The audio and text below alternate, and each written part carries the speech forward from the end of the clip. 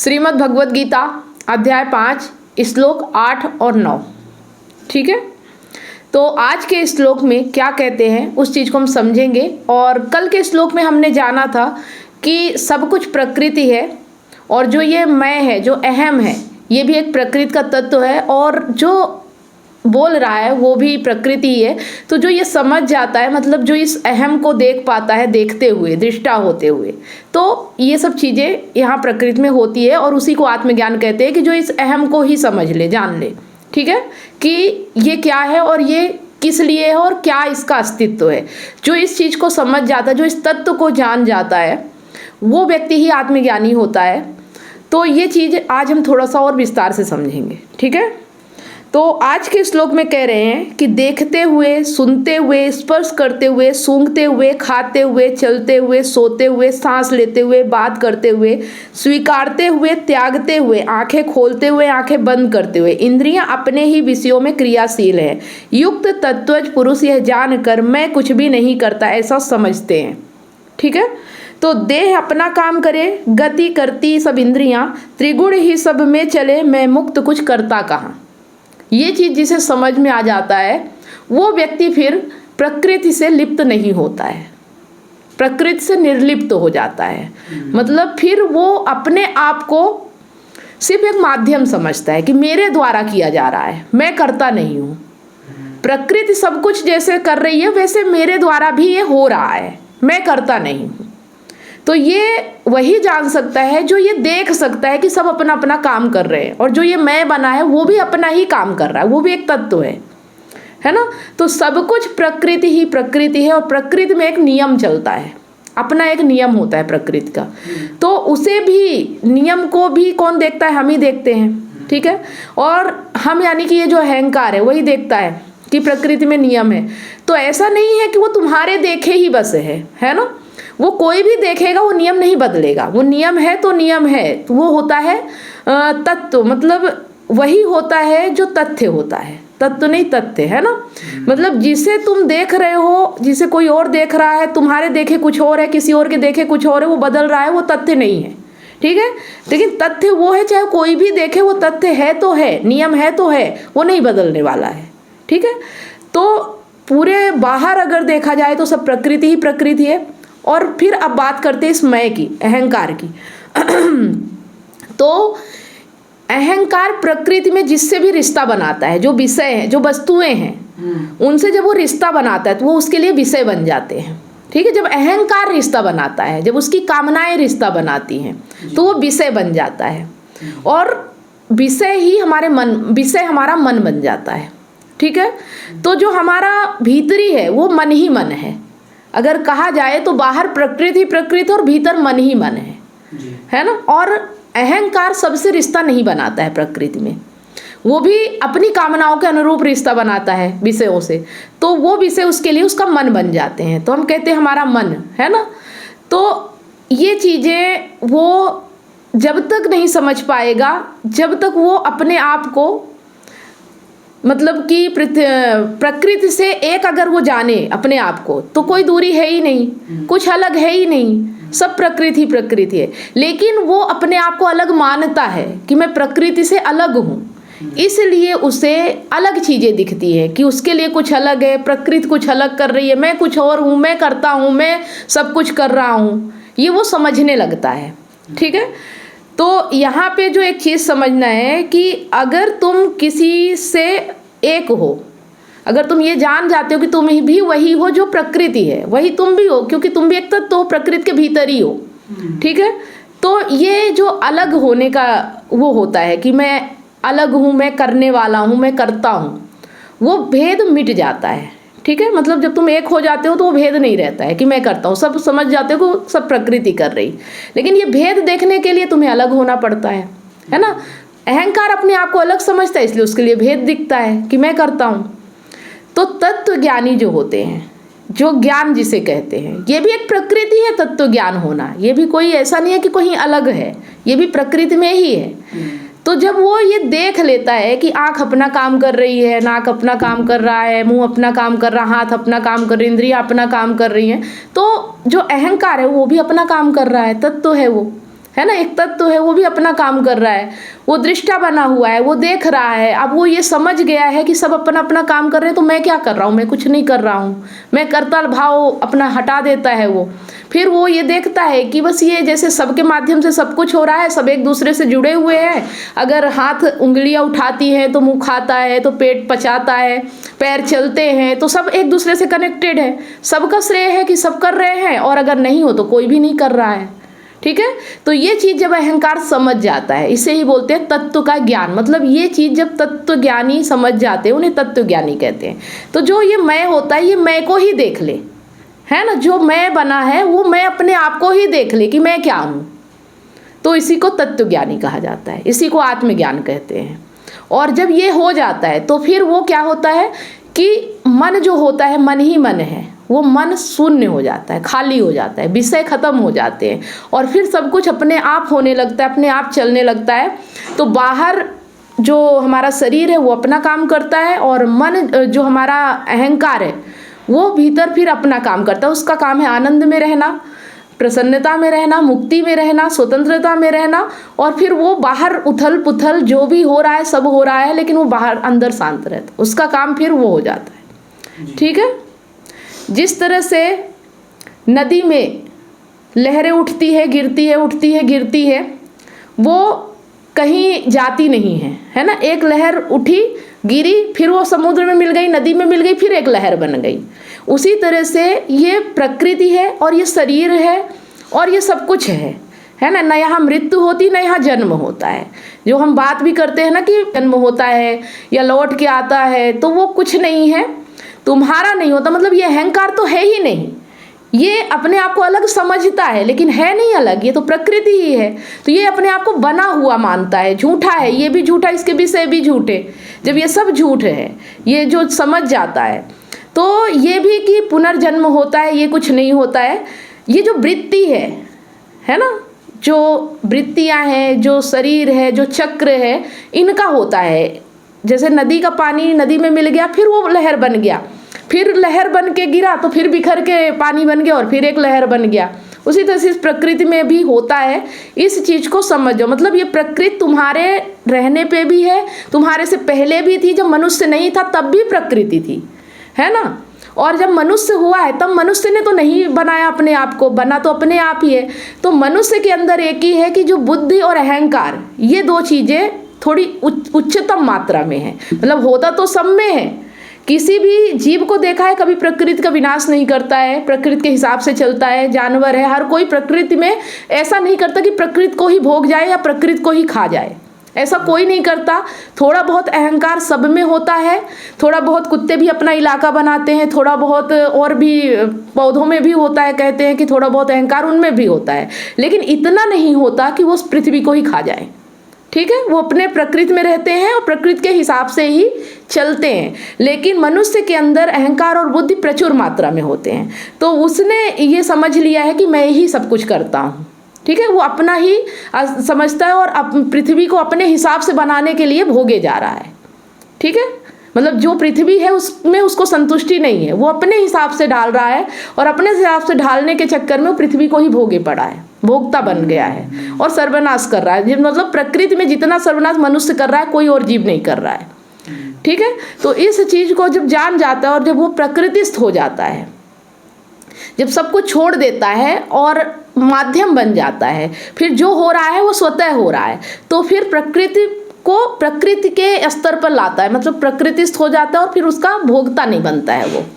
और अगर कहें कि सब कुछ छोड़ दो, निर्लिप्त मत हो, अपने मन का करने दो, तो पहली बात तो मन होता नहीं है, मन विषय ही मन है, तो मन का करना मतलब कुछ है ही नहीं। लेकिन अगर तुम्हें लग रहा है, अगर तुम्हें लग रहा है कि अब मुझे छूट मिल गई है ये बात सुन के कि मैं अपने मन का कर सकता हूँ, तो फिर ये अहंकार ही है। क्योंकि मन का अगर कर रहे हो तो फिर अहंकार कहाँ गया, वो तो फिर वही बना बैठा है ना कि मैं कुछ अलग हूँ और मैं पृथ्वी को भोगूंगा। आ रहा समझ में? जो समझ गया है इस तत्व को, जो भीतर से समझ गया इस तत्व को कि मैं क्या हूँ, वो उसको छूट है कि वो सबको छोड़ दे, निर्लिप्त हो जाए। ठीक है, और जब तक ये अहंकार है वो प्रकृति के हिसाब से नहीं चलता। जैसे कि एक नदी बह रही है, अगर उसमें तुम बांध बनाओगे, पुल बनाओगे, तो पानी इकट्ठा जमा हो जाएगा, तो वो असहज हो गया है, ठीक है। और जैसे ही पुल छोड़ोगे वैसे ही वो सहज हो जाता है। मतलब तुम पुल मत बनाओ, कहने का मतलब है प्रकृति में जो हो रहा है उतना करो, ना ज़्यादा करो ना कम करो।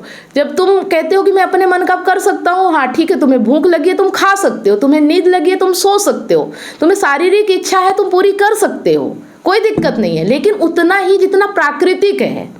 बात समझ में आ रही है? अगर भूख लगी तो उतना ही खाना खाओ ना जितने में पेट भर जाए। सभी जानवर उतना ही खाते, उनके सामने चाहे कितना भी रख दो वो उतना ही खाते जितनी उनकी भूख होती है। लेकिन तुम्हारे सामने अगर कुछ रख दिया जाए तो तुम अपनी भूख से ज़्यादा खाते हो।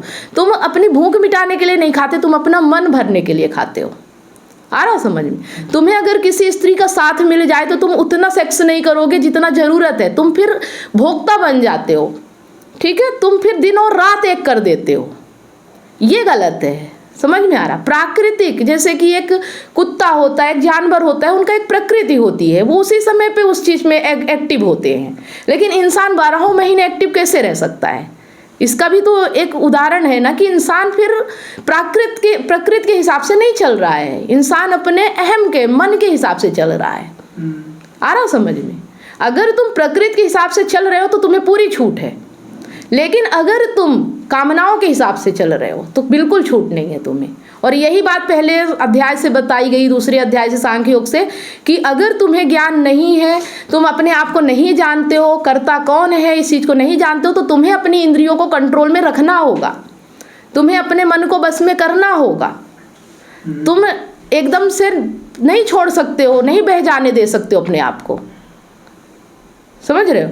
मतलब है तो बहुत छोटी सी बात आत्मज्ञान, सहज हो जाना, लेकिन सहज होना बहुत बड़ी बात है।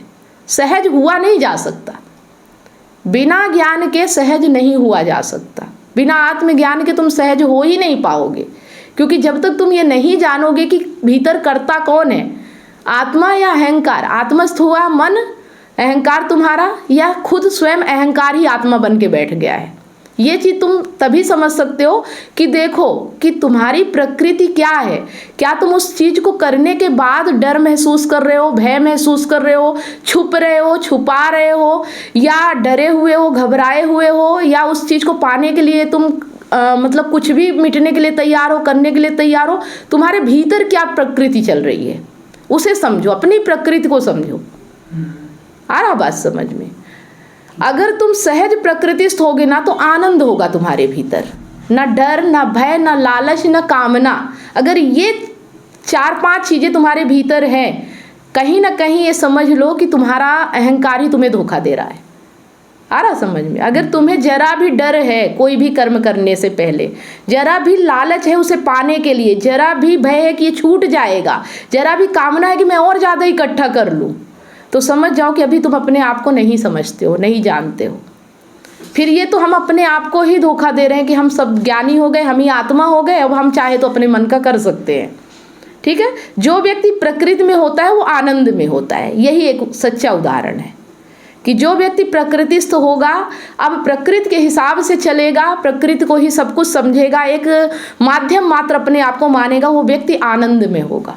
उसके भीतर न भय, न डर, न लालच, न क्रोध, न माया, न मोह, कुछ भी नहीं होता। वो वही तत्व ज्ञानी है। ठीक है? भीतर से आत्मस्थ, बाहर से प्रकृतिस्थ। और ये 5 अध्याय में ऐसा बताया गया है कि तुम अपने आप को निर्लिप्त कह सकते हो, कि वही हो सकता है जो तत्व ज्ञानी है, वही निर्लिप्त हो सकता है, नहीं तो लिप्तता तो रहेगी, उसको कोई नहीं खत्म कर सकता। ठीक है? और जब तक प्रकृति से लिप्तता है तब तक प्रकृति भी विनाश के रास्ते जा रही है और तुम भी विनाश के रास्ते जा रहे हो। तुम खुद देखो ना, अपनी आंखों से देखो कि कैसे विनाश हो रहा है, और यही विनाश तुम्हारे भीतर भी हो रहा है। जो बाहर तुम देख पा रहे हो ना, आज क्लाइमेट चेंज, बहुत सारी चीज़ें, यही विनाश तुम्हारे भीतर हो रहा है। जो बाहर हो रहा है वही भीतर हो रहा है। अगर तुम भीतर को समझ गए तो तुम बाहर को समझ जाओगे, बाहर समझ गए तो तुम भीतर को समझ जाओगे। सेम वही चीज़ें हैं, है ना? बाहर और भीतर कोई अंतर नहीं है। ये चीज़ जो समझ जाता है, कुछ अलग नहीं है, तुम एक हो। ठीक है? ऐसे ही जब हम किसी रिश्ते में होते हैं, रिलेशन में होते हैं, तो हम अपनी कामनाओं को नहीं समझ पाते कि हमारी कामना क्या और हम उस व्यक्ति से क्यों जुड़े हुए हैं, क्योंकि हमारा जब तक उससे रिलेशन है, संबंध है, हम ना अपने आप को जान पाते ना उसे जान पाते। लेकिन अगर हमें उसे देखना है तो हमें उससे दूरी बनाना पड़ेगा। जब तुम दूरी बनाते हो तो उसके बाद सारी बातें क्लियर होने लगती है। जब तक तुम उसके करीब रहते हो तो कुछ भी नहीं समझ पाते हो। वो जैसा बताएगा, वो जैसा समझाएगा, वैसा तुम्हारे आंखों में पट्टी पड़ जाती है कामनाओं की। ठीक है, इस पट्टी को हटाने के लिए तुम्हें दूरी बनाना पड़ता है। वैसे ही तत्वज्ञानी होता है, वो दृष्टा बन जाता है प्रकृति का, और फिर वो देख पाता है कि यहाँ क्या चल रहा है। ठीक है, मतलब वो देखने वाले को भी देख लेता है कि ये कौन है, और फिर सहज ही हो जाता है। बाहर भी सहज और भीतर भी सहज, है ना। मतलब किसी चीज़ को जबरदस्ती रोकोगे तो विस्फोट होगा, ठीक है, और ज़्यादा बहने दोगे तो भी विस्फोट होगा। उसके हिसाब से वो खुद जानता है। बच्चा जब जन्म लेता है ना, वो जानता है उसे सांस लेना है, कोई सिखाता नहीं है। ठीक है, तो ये शरीर जानता है उसे क्या करना है, लेकिन ये जो मैं है ना, ये उसे उसकी प्रकृति में नहीं जीने देता है ना। ये समाज, ये लोक धर्म, ये संस्कृति, ये सब मिलके उसको उसके प्रकृति में नहीं जीने देते, है ना। आ गया समझ में। तो यहाँ पे जो कहना है कि देह अपना काम करे, गति करती सब इंद्रियां, त्रिगुण ही सब में चले, मैं मुक्त कुछ करता नहीं। ये सब त्रिगुणात्मक शक्तियां हैं, है ना। सम रज तम, अरे नहीं, सम रज तम नहीं, रज क्या है, कौन से तीन थे गुण? हाँ,